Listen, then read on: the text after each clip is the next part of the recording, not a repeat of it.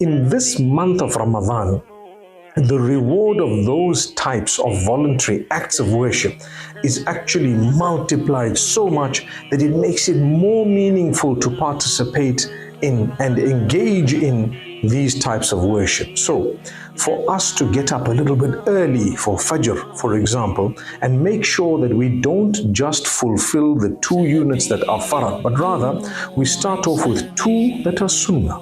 Sunnah means the Prophet, peace be upon him, did it, he taught it. One would not be sinful to leave it out, but one would achieve such a great reward to fulfill that particular sunnah of Fajr that the Prophet Muhammad, peace be upon him, says, Rak'ata al-Fajri khayrum min ad-dunya wa ma fiha.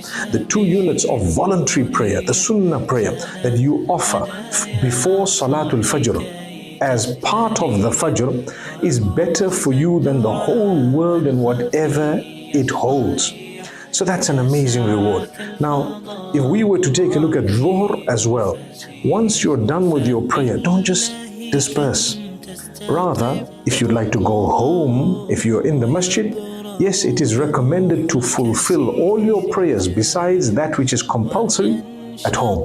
So the Prophet, peace be upon him, has said that it is best to fulfill your prayers besides that which is compulsory at home. And he also says, don't make your homes graves, because a home where the remembrance of Allah is not fulfilled or is not engaged in, and Salah is not fulfilled, which is the prayer, and Quran is not recited, is actually a home that is dead. It's more like a grave.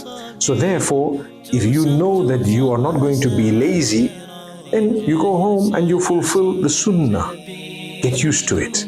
The same applies to Salatul Maghrib, for example, Salatul Isha, for example, and so many other units of prayer that are not compulsory, but you will get a reward for them. That's as far as the prayer goes. Thereafter, you have many other acts that are the sunnah of the Prophet, peace be upon him. I give you a quick example.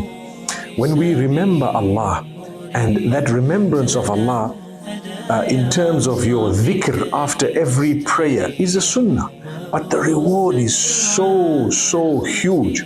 So try to get this fitted into your lives, especially during the month of Ramadan, with the idea to continue even outside Ramadan.